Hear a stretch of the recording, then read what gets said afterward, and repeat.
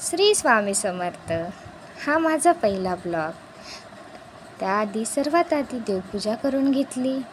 आज शुक्रवार असल्यामुळे कुलस्वामिनी मातेच्या फोटोवर कुंकुमार्चन केलं. तुमच्याजवळ श्रीयंत्र असेल तर नक्की श्रीयंत्रावरच कुंकुमार्चन करावे. आणि छान असं टी व्हीवर विष्णू सहस्त्रनाम लावून दिलं.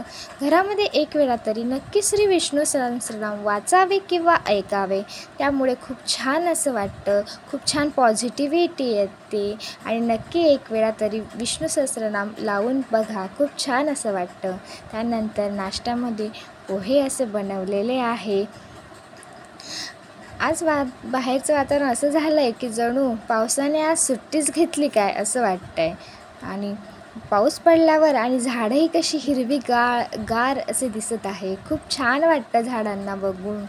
आणि इथे पक्ष्यांसाठी असं जुगाड केलेलं आहे.